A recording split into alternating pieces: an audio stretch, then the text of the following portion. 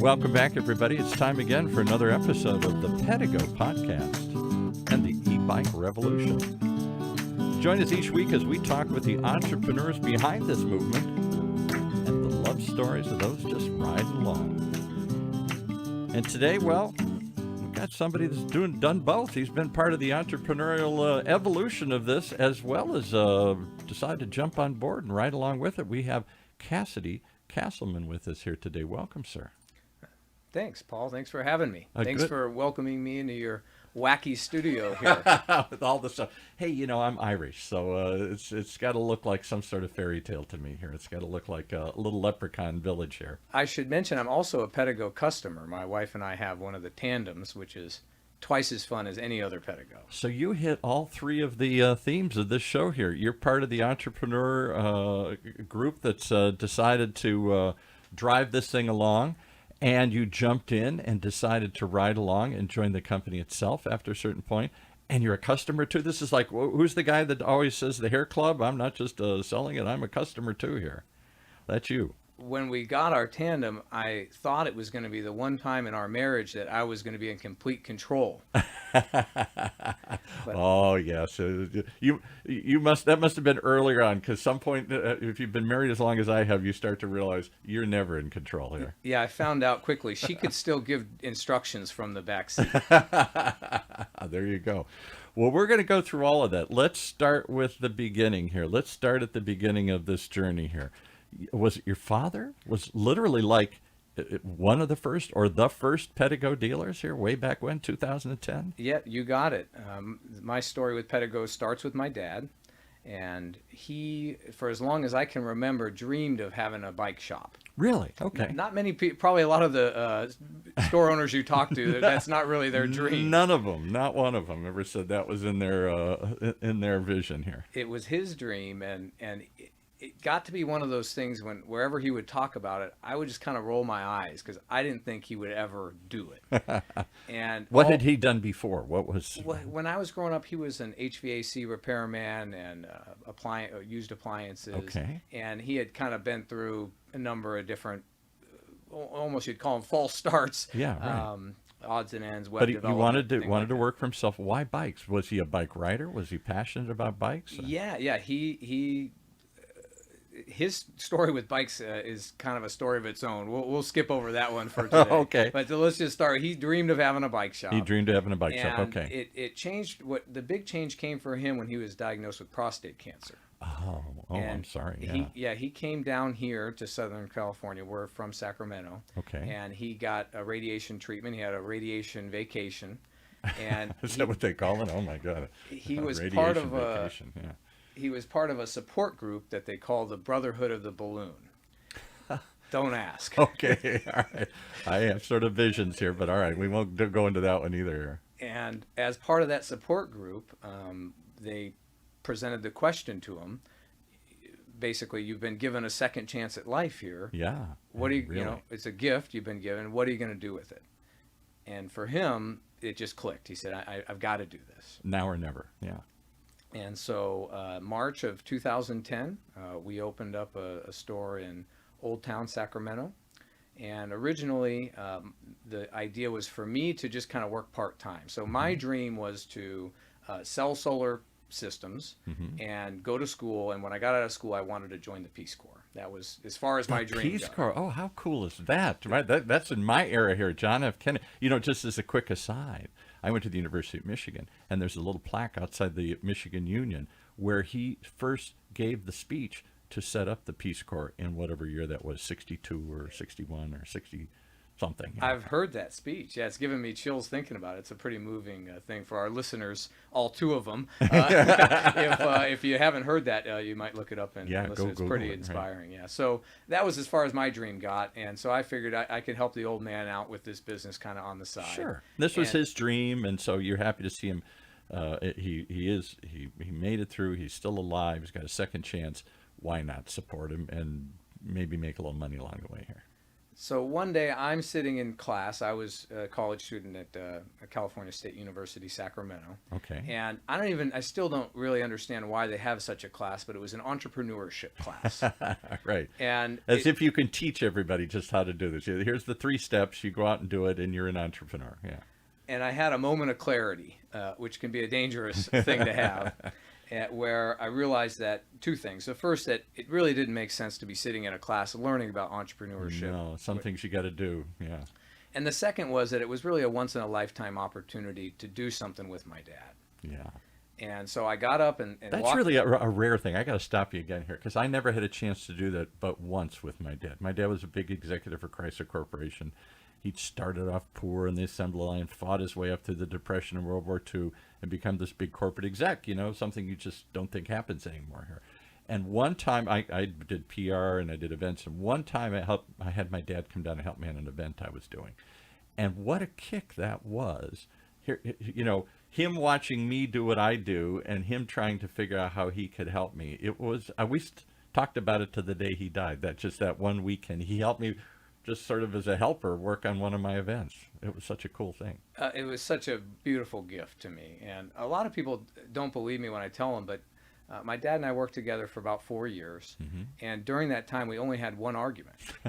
Really? And what was that about? Well, it lasted for the entire 4 years. Oh, I see. Same argument. And that's a little bit, and I'll get to that I can later. see why you have an Irish first name. You say you're not Irish, but that's a very Irish way of telling a story. So go ahead. All right. So you're working with your dad for 4 years. You're Yep. being an entrepreneur in real life. Well, okay. So before our show, you kind of mentioned you like to hear the conflict and the struggle. Well, yeah, because, I studied screenwriting. I studied storytelling. Everybody wants to start at the beginning. It was tough. My dad's story started off in the Depression and became a corporate exec. Great. That's not a story, because you didn't hear all the years he struggled and fought and how hard it was to get where he was. That's what people are really inspired by, because that's what we can relate to. Well, of course, the electric bike business is booming today. Today, yeah, it seems like a no-brainer. Everybody wants in on the electric bike. But back in 2010, there probably weren't a lot of people beating down the door saying, "I got to have one of these things." Well, yeah, I'm kind of in the right place at the right time now, but it took me 10 years to get there. To get there, Yeah. exactly. So when we started, electric bikes was nothing. Nobody knew what electric bikes No, were. exactly. Pedego, the business model that Pedego has today, was not developed yet. The first Pedego store didn't come along. I know Tom was a previous guest of your show. Tom was here. He was one of the early stores down here. Yeah. 3 or over 2 years in the future when he opened up. Right. So there was really no such thing as a Pedego store. And even Don admitted in what we'll call the origin story, the first episode in this series here, where he talked about his journey, it was first stumbling on it himself, and because he had a need, and he and his buddies wanted to ride a bike, but it was hard as you get older to come back up the hill. It was fun going down the hill, but not up the hill. And he started looking around, and e-bikes themselves hadn't really been developed. There were no lithium batteries in those days, so it was literally like a bicycle battery. I mean, a motorcycle battery, right? Yeah, the product. Well, we came a little later than that. So Right. the original Pedegos had lithium batteries. Of course, on the first kind of batch, first 6 months or so of bikes, every single battery eventually needed to be replaced Right. in short order. Well, he was talking about even before. I mean, Yeah. this is before he created Pedego. I mean, he Yeah. just wanted to go out and get an electric bike, and it was literally just a little motorcycle. The only ones he could find was a little motorcycle battery stuck on a bicycle, and it didn't last long. It didn't work long. It didn't charge well, fast up, all that kind of stuff. We had made some progress by 2010. It was a little bit better, but not much. Mm-hmm. And the couple of things, the product line, the depth of the product line wasn't there. So there was basically a cruiser bike was Yeah, all you had. right. And the other thing is all the support that you get as a Pedego dealer today, none of that existed. So we had to kind of create everything from scratch, from our website and print materials. And Sure, all that because stuff. I don't think Don, maybe I'm overstating this, but I don't think in the beginning he really saw this as more than a store. He wanted a proof of concept, as he said. Could you really sell electric bikes? Could you sell electric anything? He had golf carts. He had scooters. He tried a whole range of things. He quickly saw there was something coming here, and he even had a little electric car, I think, for a while. And out of that, the bike is the one that he kept coming back to that made the most sense, that had the most appeal. that seemed like something that he could manufacture that nobody else was doing. So when you guys came along, and Tom and some of these other people, I don't think he was out looking for dealers, was he? He wasn't beating the bushes. If he was, he didn't have a vision of a grand dealer network all across the nation. Yeah, we were just at the cutting edge of it, and Yeah. and we felt that. I mean, it took, the awareness wasn't there. It was really a struggle to get started. So there's some kind of stories, short stories I can tell you. What's the biggest struggle? And I'll tell you what I'm going to guess, and then you tell me if this is true. Several of your dealers have talked about this. Don talked about it. In the beginning, the bicycle shops, again, your dad wanted to own a bike shop. Most bike shops didn't want an electric bike because they saw it as cheating. It wasn't a real bike. It was something else. It didn't. How could an electric motor fit in with a bicycle? It seemed to be a contradiction. Did you feel that? Or did you experience that? Or did everybody just get it and go, oh, no, this is a great idea? Yeah, there's always resistance to a new idea. So the awareness, lack of awareness, and lack of kind of demand for electric bikes, we had to go out there and create the demand, get Right. people on the bike. But you asked what the biggest challenge was. Well, Don will tell you, the only way that a business fails is if it runs out of money. So that was our biggest challenge. Is we always wanted more money. Yeah, right. And so I actually lived in the back of our bike store. Oh, you're kidding. For Oh, years, my literally in a sleeping bag. And the other That's dedication. No, you're doing it here. the other thing, the kind of war story we like to tell is where our store is located, we had a restaurant behind us, a very nice restaurant. And bike sales were so few and far between back then. When we'd sell a bike, we'd go out to dinner. Of course. A lot of people get a kick We out of got that. Yeah. But we made a deal with the baker that would deliver their bread for $5 a week. He would deliver a fresh loaf of sourdough bread for us every day, and so that's what we ate for lunch every single day. Wow. We just you grab a handful of sourdough bread and nibble it down, and then you'd get back to work. So the obvious question is, why did you stick with it? This is something nobody's ever heard of before. Traditional bike shops are turning up their nose, not relating to it. You're something new, an electric bike store, selling something that nobody had ever seen before. And it took a while for that to catch on. Why stick with it? Yeah, that's a good question. Is it just, determination? That would be my dad, well, by God, I'm going to do this one way or another.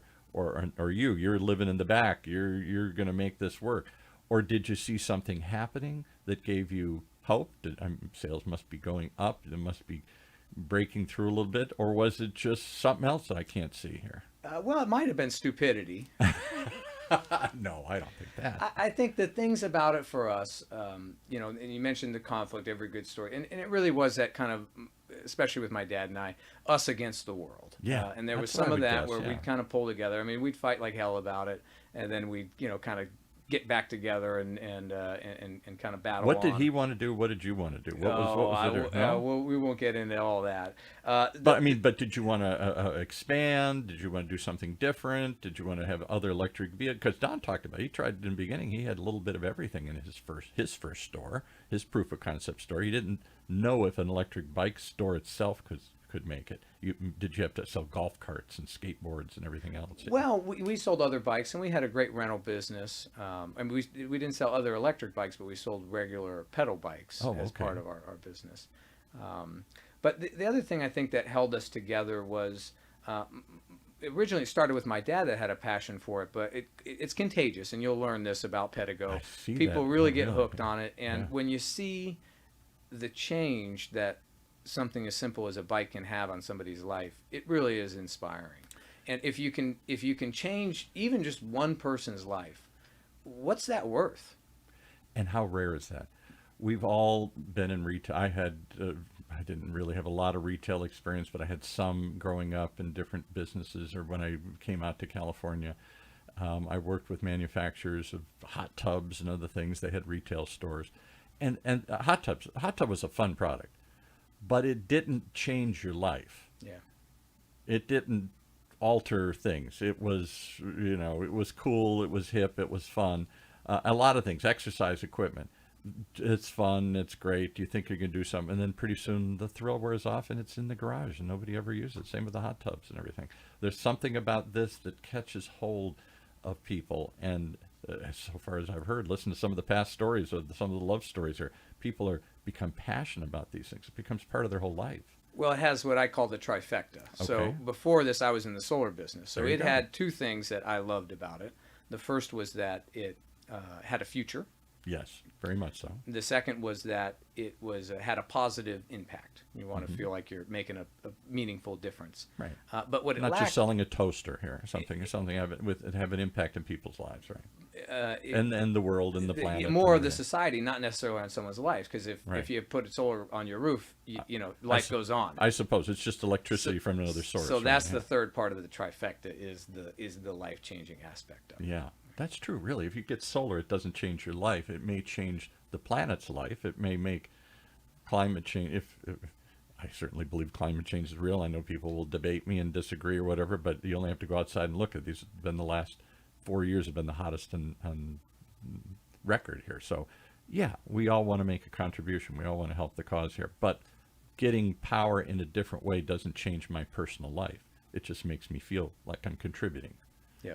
So that's part of what kept us going. Is we're my dad especially. He's really, if there ever was a starry-eyed idealist, it's him, and that's kind of caught on with me a little bit. So that's kind of a little bit of our story of struggle, and then the kind of next part of the story is when I came down here to Southern California. That's just as amazing, because here you are, you're finally getting this thing going, it's starting to take off, and all of a sudden you decide, hey, I want to be part of the bigger picture here. I don't want to just have a little piece, a store, as great as that can be, work with my dad.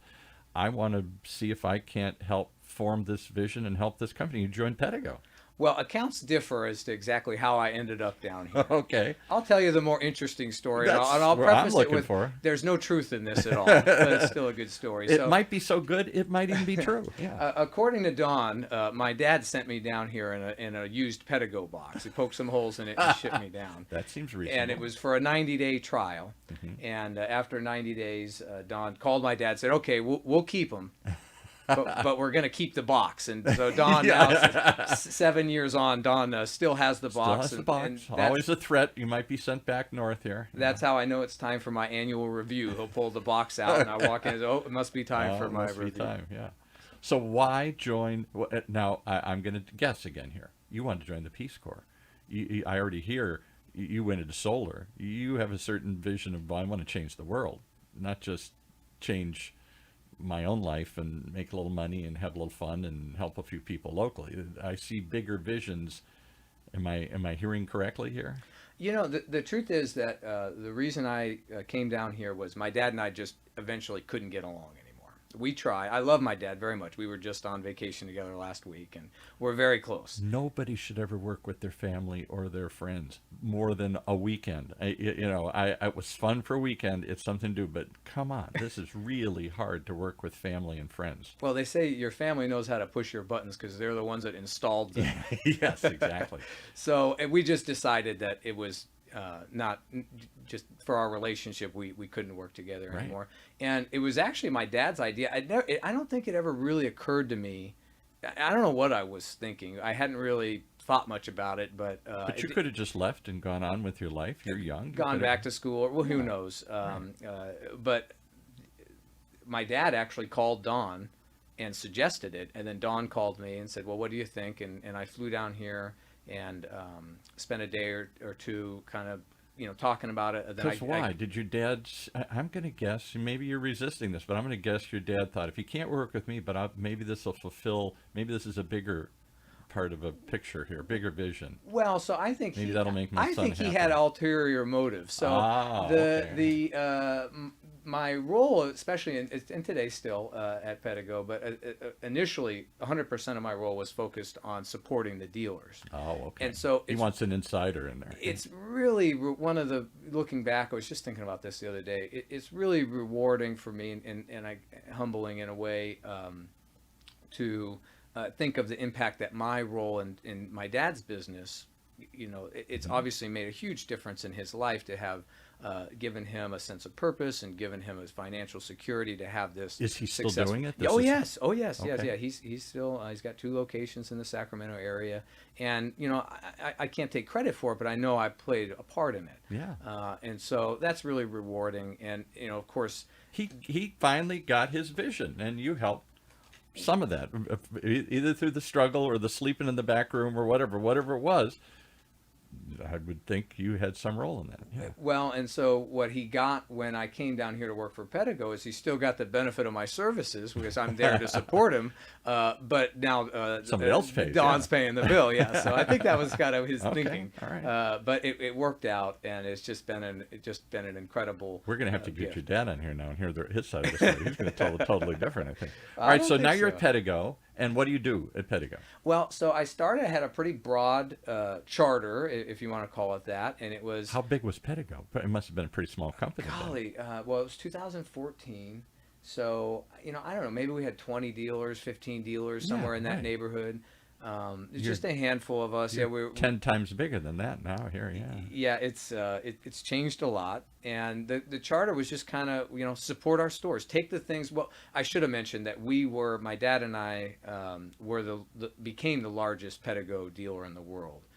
Really? For Okay. Congrats. 4 years in a row we were more than double the volume of any other Pedego store. And you must have been kind of the guinea pig. You must have been the experiment store here where things were, from your experience and some of those earlier dealers, Tom and others, somehow this model came together. I don't think it wasn't hatched as a complete idea back in 2010 by Don, by you, by anybody, I think. It sort of evolved over time, didn't it? That's right. But by 2014, we had learned a thing or two. And Right. even today, as successful as the stores are, and it's amazing to see how well people are doing, we were still selling more than most, back then, more than most Pedego stores are selling today. I'll tell you the other thing that surprises me, and I'm sure this isn't true in every dealer. You're closing in on 200 now. We're doing this in 2021, so in the future, look back and they'll say 200. Oh my God, they're up to 500, up to 1,000 now or something. Whatever it is, the point being that I'm surprised how many I keep coming across who started with one and now have more than one store. Yeah. That says a lot. Not a lot of people are opening one little small business, a paint store, and suddenly they got 3 paint stores. They probably stick with that one, or a postal center or whatever. There are lots of entrepreneurial businesses, lots of franchise kinds of licensed kinds of things you can do out there. Well, part of that goes to what we're talking about is we had developed a system and found things that worked. And when you can make it work once, you can make it work twice maybe. So Right. That was the original idea, is we would take these things that were working so well for us and apply them to other stores. Who started renting them? Because that's, to me, one of the genius things. It seems so obvious now. Put people on the bike and let them try it, as opposed to what 99% of the other electric bike manufacturers do is buy it, I'll ship it to you. Yeah. Well, I don't know whether I like it, whether I'll fit in it, whether I'll really use it. It becomes that exercise equipment that I bought on TV and impulse and sits in my garage for the rest of eternity.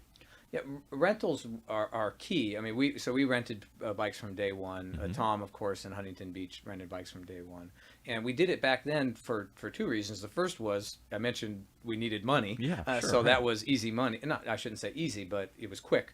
And then also, Rather than of course, just sit there, this inventory, and grow stale, and nobody's buying it. And what do? We got to get people to try it, and maybe we can get a little money in the process. well, that's right. And you'd get people to try it. So that was one of the things is, there weren't many people in 2014 that knew how to run an electric bike rental business that could teach it. So Didn't exist. That was the kind of first part of taking the things that worked. And then the second part that it kind of evolved into was developing a system that's pretty well developed today, and it gets better every day, of what kind of support is available. So it started with Tom saying, okay, I'll open this store, but I need Pedego to handle my this. website, to handle my business cards. And so we Don't built you even out floor these things and have some sort of financing program? yeah, in and place? none of that exists. Oh, sorry, No. hit Oh, you yeah, right that's there. okay, right. None of that existed when I started. In fact, we used to beg Don, please, give us some floor plan, and he would just kind of laugh and say, well, how much extra do you want me to charge you for the bikes? Yeah, but of right. course, that's all done. And so as a team, Tom obviously was involved, and Don and lots of other people along the way. Because they're saying, we need this. If you want us to expand, if you want us to really survive and thrive, you want us to have enough inventory and model selection and all those other things, we got to put some things in place, like a flooring plan. Right. We've developed a system over the years that really, I would take the Pepsi challenge with any franchise out there that's charging fees. And we went to franchising conferences. We learned from them. We have a process for new stores development, and it's not perfect, but it's getting better. And so it has elements of support you'd expect to see in a franchise, but it's not technically a franchise. You guys chose not to go that route. That's right. Yeah, we say no rules and no royalties. I like that. Say that again. No rules and no royalties. That's okay. Right. Yeah. Because there's a lot wrong with franchises too. Everybody buys into them. One of your dealers, Rich, said he was originally looking for a franchise because the assumption is, I will buy a system that's complete. But then the control and the royalties, and you got to buy the secret sauce from them and everything. There's a lot wrong with that model too. Well, I wouldn't say wrong. It's just, some people like Chevys and some people like Fords. A lot of franchises have been challenged in the last few years. Yeah, it's just different things are good for different people. And we look for this kind of hybrid, almost kind of a thing. Yeah. You asked about what it was like to come to work for Pedego, and one of the things that I've loved is that it's a very entrepreneurial company. Clearly. And also the way our system is set up, it gives our dealers the freedom to be entrepreneurs. Some of the best ideas that we've had didn't come from us sitting in the offices. They come from out there. And I always, tell the story, you can name any one of them from history. And McDonald's is a good one, where the Big Mac and Ronald McDonald and the idea of doing breakfast, all of that stuff came from the people running the restaurants. The same with Subway, the $5 footlong, and the thing with Jared was something that... Really? I didn't know all that. Yeah. Right. Someday you'll take the time to learn about the story of how Jared came about. It's really fascinating. The corporate people actually fought it. And the franchisee believed in it so much that him and the advertising guy put up their own money to do it. That's a story for another podcast. But see, that's the power. Again, franchises can be very it's command and control. It's top down, and there isn't much bottom up. And in your system, it sounds like there's a lot of bottom up, starting with you guys bubbling up ideas of what's a dealer do, and how do you run a bike shop, and how do you run a rental shop, and what do you need to survive in this business, like flooring plans and other things. All of that stuff takes some experiment and time to figure it out. Well, and so when you talk about changing people's lives being changed by owning a Pedego, and then you think about what a life change it is to own a Pedego store, and for me to even just have a tiny little part of that, and even with my dad, supporting his store, perfect example, it just would be impossible for me to say how rewarding that is. And that's the two things I think we'll take away from this story. One is that I'm still surprised. Pedego's a great product. I've read all the reviews. Everybody says well built, well supported, one of the first to market, all those great things. But that doesn't mean that it's going to change my life, and that doesn't mean that there's an entrepreneurial story opportunity for me to actually sell these things. That's not the way most of the other e-bike companies operate. They're making good products. They're selling them as many as they can, but they don't do a lot of support. They don't do a lot of, they're not generating other, successful entrepreneurs, and they're not spinning out other success stories here. And you guys are. That's what I think. That's why I think there's so many people riding along on this story. The entrepreneurs who are profiting from it and contributing to it and helping it, and the customers that they talk about all the time who leave with such a big smile.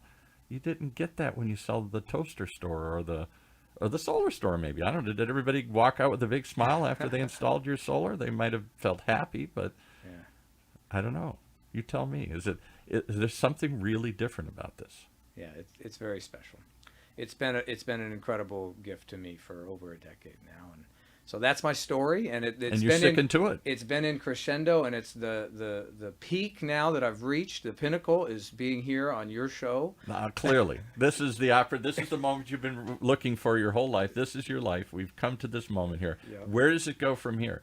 Does Pedego continue to go onward and upward? Are there new mountains to climb? Or is it just, there's so much more ahead here? Because on the one hand, I say you got a couple hundred dealers, but I asked Don once, I said, what's the goal? He says, a couple thousand, is that really possible? Are these going to be all over the world? Is this, I really feel like we're on the cusp of something bigger happening. E-bikes, e-cars, everything. Something's changing. Yeah, I mean, we feel we're about 1% done. 1% done. Wow.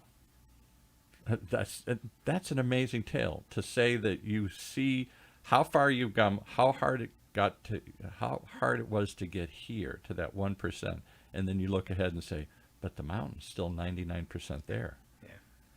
Amazing.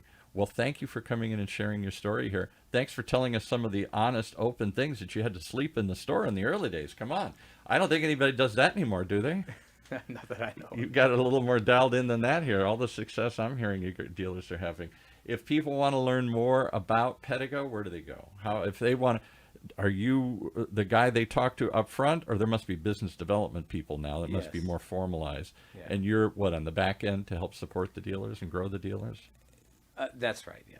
I really don't do much of anything these days. That's kind of the... That's why you were free today here. The recording's off, right? Yeah, that's off. You're just here. Don really does it to keep your dad happy. That's what he told me here. He made a commitment to your dad. Take care of my son. Make him happy, and that's what he's done here. Noel, you've clearly made a lot of people happy, including your dad, even after the arguments you had. And Don and everybody else, we thank you for the support. It's this team that... I look forward to meeting more of the team, because I think there's a lot of you. You all have this kind of entrepreneurial, aw shucks, we're just doing it. Well, and you mentioned if people want to learn more, what you can do, the perfect way to learn more would be to listen to some more of these podcasts. Subscribe and listen to more of them. There's a story here. There really is. It's more than the story of a successful company. It's more than this. It's how they spin off other entrepreneurial stories. And then the incredible way this really is apparently affecting people's lives and turning them into passionate Pedego bicycle owners here. There's something special going on here. I haven't quite put my finger on it, but I'm going to find out along the way here, right along with us here on the Pedego podcast. Thanks for joining us.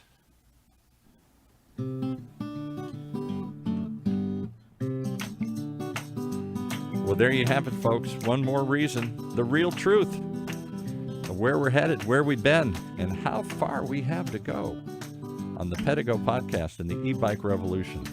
Join us each week as we talk with the entrepreneurs, like today's guest, behind the movement, and the love stories of those just riding along.